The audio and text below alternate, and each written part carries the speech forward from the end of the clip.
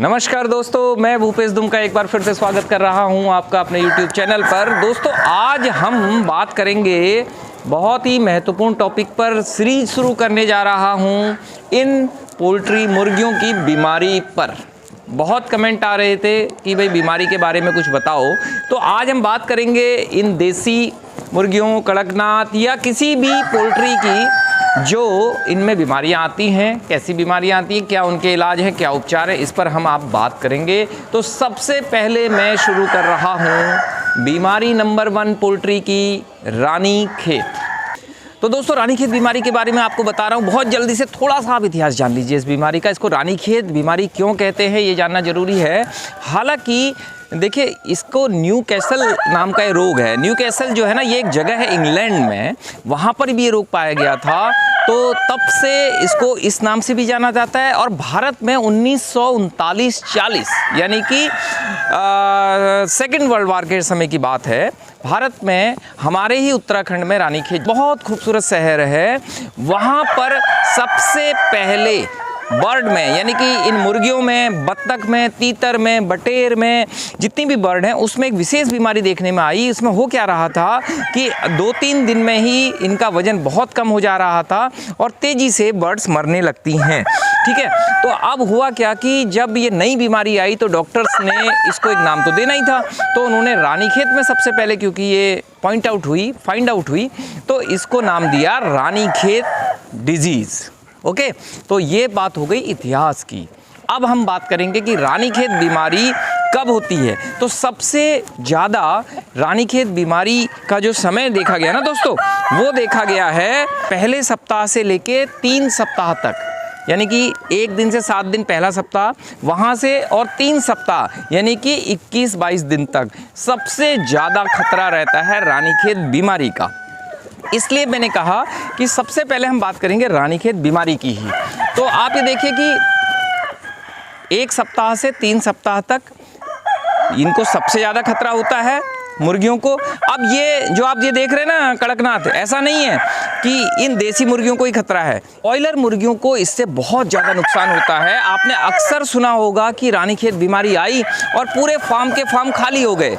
Boss, ये रानीखेत बीमारी की जो मृत्यु दर है ना, वो 50% से 100% तक है, इसलिए सबसे खतरनाक है। तो मैंने आपको बताया कि इसका नाम रानीखेत क्यों पड़ा। दूसरा, मैंने आपको बताया कि ये कब ज़्यादा होती है। तो पहले सप्ताह से 3 सप्ताह तक इसका सबसे ज़्यादा जो पीक टाइम है वो इसका है। और मैंने ये बताया कि इसका असर क्या है। असर ये है 50% से 100% तक मृत्यु दर इसमें है। ये देसी में भी होती है और बॉयलर में भी होती है। अब हम बात करेंगे इसके लक्षण क्या क्या हैं। दोस्तों, रानीखेत बीमारी के लक्षण की जहाँ तक मैं बात करूँ, अगर कभी आपको ये पहचानना हो तो मैं बताऊँ कि जो रानीखेत बीमारी है ना, आपको डिस्टर्ब हो रहा होगा, शायद आवाज़ बहुत आ रही है। आइए ऑफिस में चलते हैं, वहाँ बात करते हैं। तो दोस्तों, हम ऑफिस में आ गए हैं और मैं आपको बता रहा था रानीखेत बीमारी के लक्षण। हम बात कर रहे हैं क्या क्या चीज़ें आपको पॉइंट आउट करनी है। देखिए, रानीखेत जब बीमारी आती है तो आप ध्यान दीजिएगा, उसका सीधा प्रभाव होता है मुर्गियों के मस्तिष्क पर, माइंड पर अटैक होता है। तो इससे होता क्या है कि जब मुर्गियों के मस्तिष्क में इसका प्रभाव शुरू होता है तो उससे मुर्गियां लड़खड़ाने लगती हैं। ठीक है, एक बात ध्यान रखिएगा, मुर्गियां लड़खड़ाने लगती हैं, गिरती हैं और गर्दन उनकी टेढ़ी हो जाती है। आप देखिएगा कि गर्दन को यूँ झुका के, जैसा आप फोटो में भी देख रहे हैं, ऐसे पड़ी रहेंगी।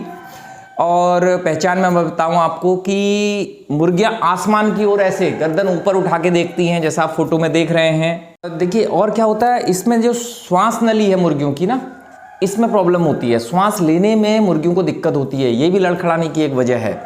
और एक और बड़ा कारण आपने अक्सर देखा होगा कि जो इनका डाइजेशन सिस्टम है वो गड़बड़ हो जाता है। तो उससे क्या होता है कि दस्त लग जाते हैं इनको, मुर्गियों को। तो इनकी जो वेस्ट है, जो लेट्रिन है, वो काफ़ी पतली हो जाती है। इसलिए कहा जाता है कि पोल्ट्री में आपको ध्यान रखना है कि जो उसकी बीट है वो पतली नहीं होनी चाहिए। दोस्तों, मुर्गियां जो है ना, दाना खाना कम कर देती हैं।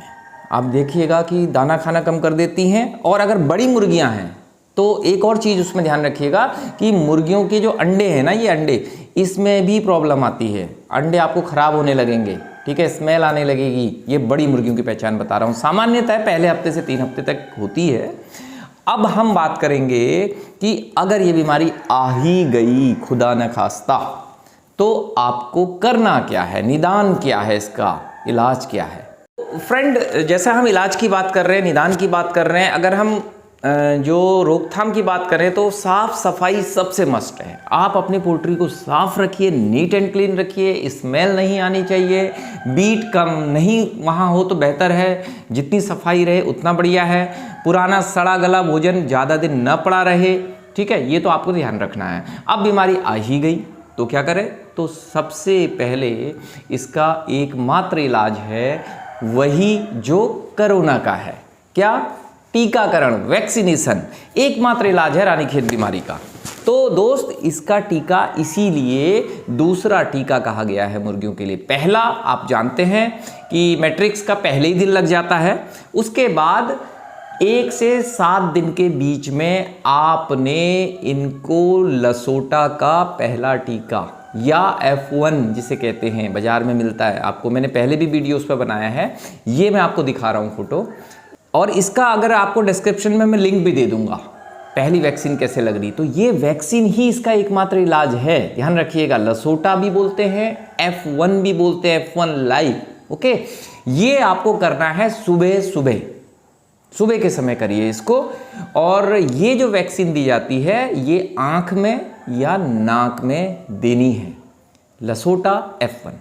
और जो दूसरी इसकी बूस्टर डोज है ना, वो 8 से 9 हफ्तों में, ठीक है, देनी होती है। RB स्ट्रेन, जिसका नाम है RB स्ट्रेन, 8 से 9 हफ्तों में ये है रानीखेत की बूस्टर डोज, ये आपको देनी है, ठीक है। तो दोस्त, मैंने आपको बता दिया कि रानीखेत बीमारी नाम क्यों पड़ा, इसके लक्षण क्या हैं, रोकथाम क्या है और इलाज क्या है, ठीक। तो आप इसको ध्यान रखिएगा। तो हम वीडियो के समापन की ओर आ गए हैं। मैं आपको फिर से बता दूं, रानीखेत बीमारी सबसे खतरनाक बीमारी है पोल्ट्री के लिए।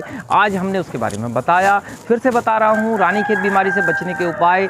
जब भी आप पोल्ट्री फार्म स्टार्ट करें, सबसे पहले आप पता करिए कि जहां आप पोल्ट्री फार्म बना रहे हैं उस क्षेत्र में ये बीमारी कभी आई या नहीं आई, ये बहुत इंपॉर्टेंट है।